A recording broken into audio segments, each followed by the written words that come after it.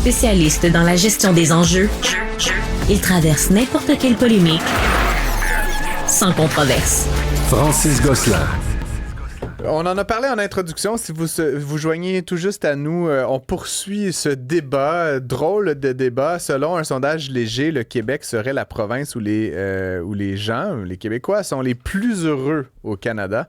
Qu'est-ce qui explique cette exception québécoise? On en parle avec Anouk Lebel, qui est journaliste au Journal de Montréal et qui a rapporté la nouvelle. Bonjour Anouk. Bonjour. Ben, déjà, on avait le débat entre nous. Je suis avec Fred Bastien et Cybèle Olivier. Là, on a décidé de se joindre tous les trois à cette entrevue avec toi pour évidemment établir les faits, mais pour se poser un peu la question aussi, est-ce que c'est important d'être heureux? J'ai repensé, j'ai hâte qu'on en Tu y as reparle. repensé. Avant de se lancer dans le débat, je vais peut-être me tourner vers toi en tant que journaliste. Bon, peut-être nous expliquer un peu les résultats du sondage, qu'est-ce que ça révèle, les différences entre villes et régions, entre Québec et reste du Canada. Peut-être quelques éléments là, qui en ressortent, qui ont attiré ton attention. Bien, comme vous l'avez dit, il y a l'exception québécoise. Les Québécois seraient plus heureux qu'ailleurs au Canada. Donc, ça, c'est intéressant. Et c'est la première fois que Léger, parce que c'est le 11e palmarès du bonheur comme ça, et c'est la première fois que Léger interroge des Canadiens. Donc, on a pu voir justement que les Québécois étaient au-dessus de la moyenne canadienne. Et l'explication que Léger donnait, c'était par rapport à notre cohésion sociale, là, peut-être qui fait que notre exception culturelle, notre langue nous tient unis et c'est ça qui nous démarquerait du reste du Canada et qui ferait qu'on est plus heureux. Puis, moi, j'ai aussi parlé à des gens dans la rue parce que... donc, ça se reflète aussi dans le palmarès des villes canadiennes. Donc, si Montréal est bonne dernière dans les villes québécoises, dans les villes canadiennes, elle arrive deuxième. Donc, les Montréalais seraient plus heureux que dans d'autres grandes villes comme à Toronto, comme à Vancouver. Et ce que les gens me disaient, c'est, ça coûte moins cher, on a l'esprit latin, peut-être une ville un peu plus vive où on aime fêter, on aime boire un verre, marcher dans la rue, peut-être plus facile aussi de se loger que dans des villes comme à Vancouver et Toronto, par exemple.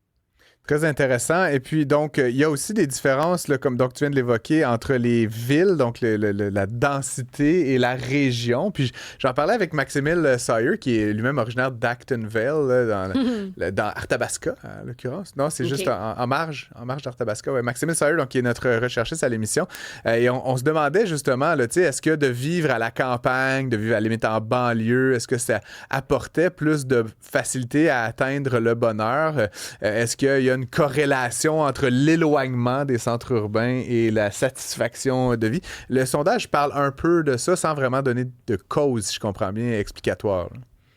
Oui, bien, on a un top 50 des villes du Québec et les villes qui arrivent premières, c'est toujours un peu les mêmes. Donc là, cette année, on a Saint-Augustin-de-Desmaures dans la région de Québec. Et, je déménage tout de suite.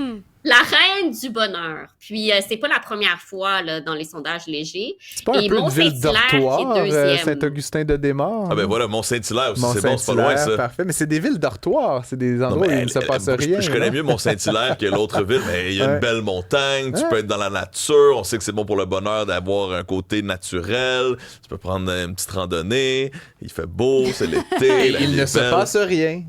Non, mais tu peux aller travailler quand même. Là. Ça me rappelle ces classements là, des villes livable là, du magazine anglais The Economist. Puis, je lisais un autre article là, qui commentait ces palmarès et ils appelaient ça ville de la torpeur. Là, en fait, eux, ils classent toutes les métropoles. Là. Ils ne regardent pas les petits villages ou les petites villes, mais ils disaient qu'en fait, les villes les plus livable, donc les villes les plus agréables où vivre, c'est les villes où il ne se passe rien. En fait, les villes où il y a du bruit, où il y a des concerts extérieurs, où il y a de la vie, c'est pas agréable. En fait, c'est dérangeant. Ça dépend pour qui et pourquoi. Mais c'est ça, mais donc il y a comme un paradoxe là, quelque part. Tout à l'heure, au début de l'émission, tu disais que pour toi, c'était plus important l'ambition que le bonheur. Là. C'était plus important de vouloir dépasser ses circonstances matérielles que d'être heureux. Mais moi, je trouve que c'est fragile là, quand même parce qu'on sait que l'ambition a des limites. Si un jour, notre projet matériel ne fonctionne pas, sur quoi se rabat-on si on n'a pas cultivé notre bonheur autrement aussi? Ce n'est pas que matériel, c'est intellectuel. Il y a plein de façons. Je me retourne vers toi, Anouk, parce que ça m'emmène peut-être sur un dernier point. Il y a aussi des différences importantes entre les jeunes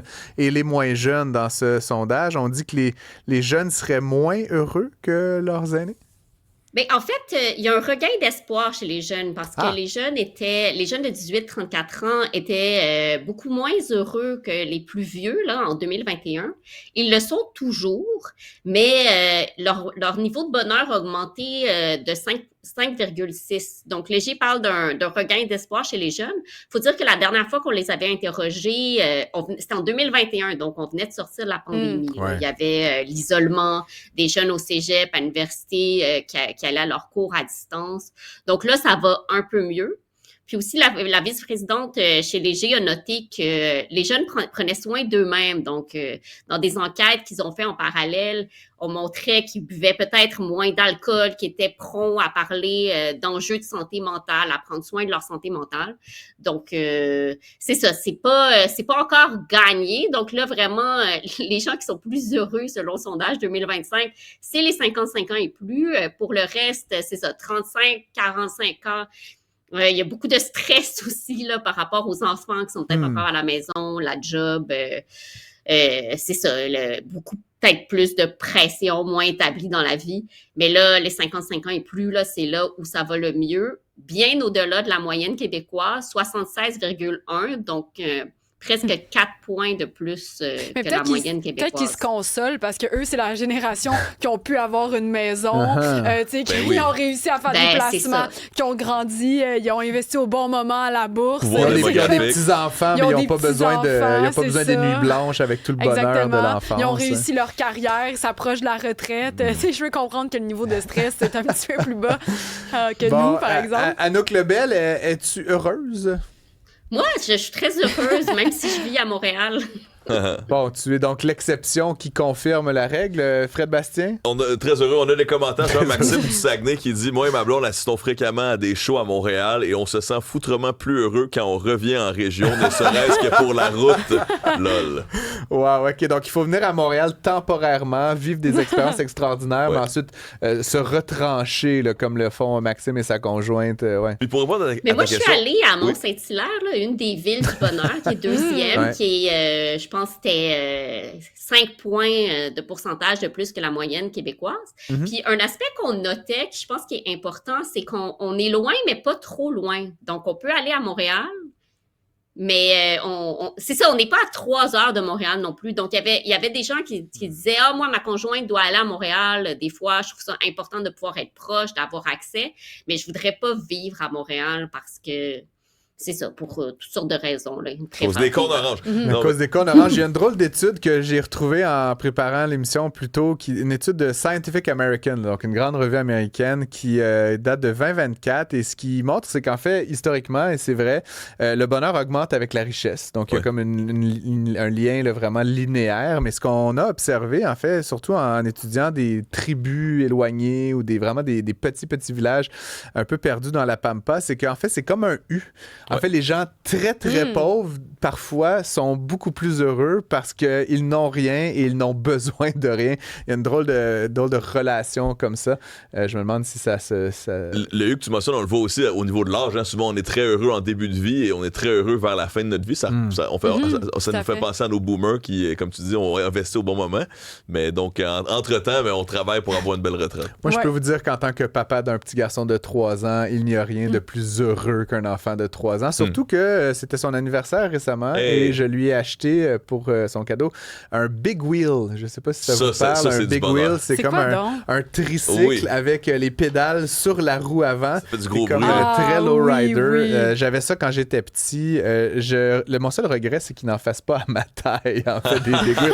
Bref, Anouk Lebel, je rappelle que tu es journaliste au Journal de Montréal. Merci beaucoup de nous avoir partagé les résultats de cette étude. Évidemment, on peut lire l'article dans le journal ou sur le site journaldemontréal.com. Si vous êtes heureux ou triste, si vous habitez à Montréal ou à Saguenay, n'hésitez pas à nous écrire 1-877-827-2346. Oui, je veux juste ajouter, Anouk, si je me trompe pas, on va savoir cette fin de semaine dans le Journal de Montréal le palmarès des 50 villes. Oui, vous allez pouvoir voir jusqu'à quel point votre ville est dans les villes du bonheur. Oui, parfait. Dans les villes et en s'il faut déménager à Saint-Augustin de Desmaures ou non, ou Saint-Hilaire. C'est pas loin pour de Québec, les ça. Merci, Anouk. Ouais. Vous allez tout savoir.